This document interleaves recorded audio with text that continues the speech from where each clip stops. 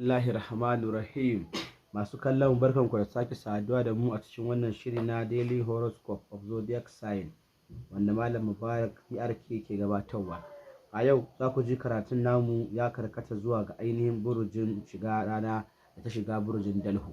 In Allah yarda za ku ji yadda Malam yake gabatar da ainihin wannan batuttuka dangane da ainihin ilimin taurari da kuma wasu magunguna da ake bayarwa a wannan ainihin mazhaba don samarwa da mutane waraka a kowane irin cuta. Ba tare da ɓata lokaci ba za mu gargara don jin malam wannan a ainihin bayani ya zo mana akan burujin Dalhu a yau. Akaramakallah wa bismillah. وصلى الله على أشرف المرسلين وعلى آله حق قدره اللازم. قال الله تعالى: هو الذي جعل الشمس ضياء والقمر نورا وقدره منازل تعلموا عدد السنين والحساب ما خلق الله ذلك إلا بالحق فصل آيات لقوم يعلمون. وقال تعالى: تبارك الذي جعل في السماء بروجا وجعل فيها سراجا وقمرا منيرا. الحمد لله kamar yadda muka sani a baya mun yi karatu akan shiga rana kuricin jadai, to gashi kuma daman kwana 30 yake yi duk buriji idan ya shiga cikin rana.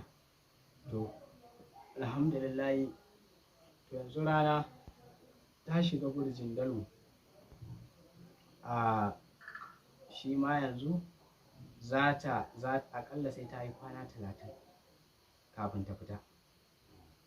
Sai ta yi kwana 30 kafin ta fita a cikin wannan burji da ta shiga. To a gurguje wannan lokaci ne wanda za a fuskanci wato wannan yanayi, za a fuskanci yanayi na burace-burace. Yawan burace-burace zai yawaita ga shugabanni da mutane ma duka, yawan burace-burace. Su kuma shugabanni za su ƙara jiji da kai da sarakuna. Za a dinga abu na gadara da jiji da kai. 'Yan siyasa za su dinga canza sheka daga wannan fati zuwa wannan fati, za su dinga canza sheka. Sannan kuma munafunci zai yawaita a cikin 'yan siyasa da sarakuna da dai abubuwa da yawa dai.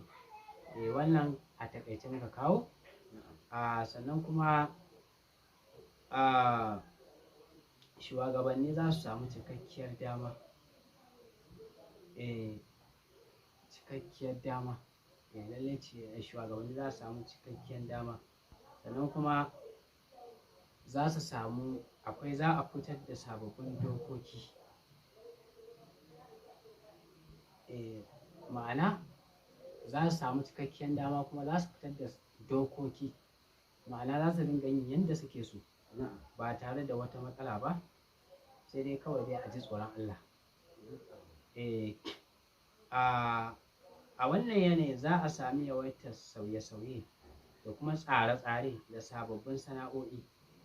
Lokaci ne na fara sababbin sana'o'i da sababbin ma'aikatu da ƙirƙirar sababbin wasu abubuwa na aikace-aikace haka, ko na aikin gwamnati da dai sauransu, ko kamfanika, da yawan jin sauya sana'a.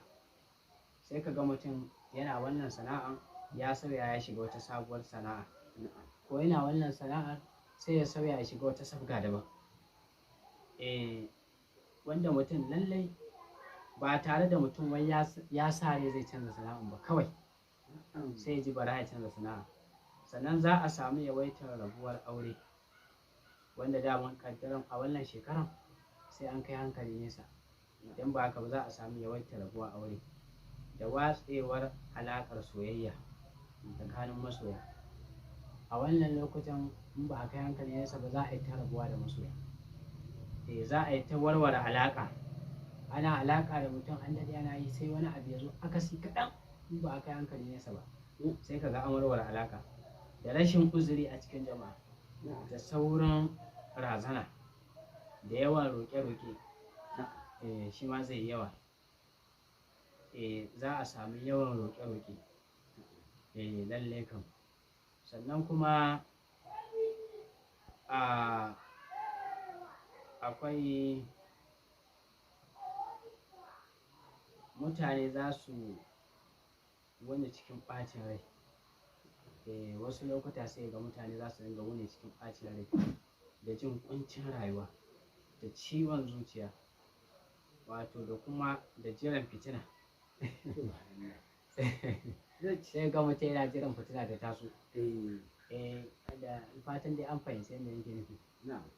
Jiran ko ta kwana ko? Abu kaɗan sai ka ga faɗa ta ana ta tada jijiyar wuya kawai. Abu kaɗan mata za su dinga samun rikicewar al'ada. Lallai kam sai a nemi magani. Lallai za a dinga samun yawan rikitar al'ada. To sai a saurare mu a kashi na gaba.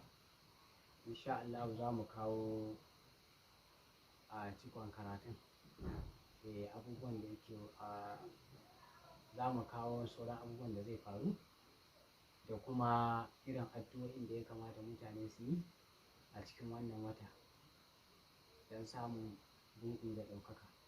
Sannan karatunmu na sabon shekara da muke yi shi ma ba mun daina ba ne.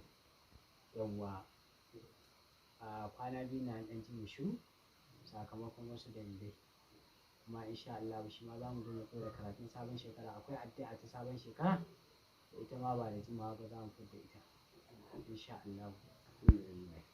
To masha Allah, akaramakallahu, kafin mu karkare ga shirin akwai wanda ya tambaya akan aure, yake cewa tsakanin auren Maryam da Najib ya wannan aure yake kasancewa. To alhamdulillah, auren Maryam da Najib aure ne wanda yake mai albarka. Akwai ɗaukaka da buɗe musamman idan ya kasance yana juya kuɗi, ma'ana ɗan kasuwa ne. Insha Allah za a samu ɗaukaka da buɗe fiye da inda ake tunani insha Allah. Alhamdulillah. Sai dai yiwuwansa shine aiki. Sai an kai hankali nesa. Allah samu dace.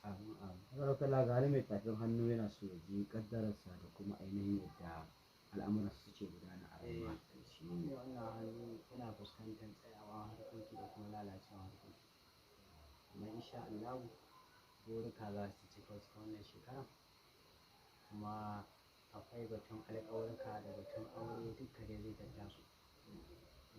Za a samu dai alkhairi da nasarori, ɗaukaka da ake ta tunani ko ake ta kuri a kai za a same ta. Kawai a dage da addu'a.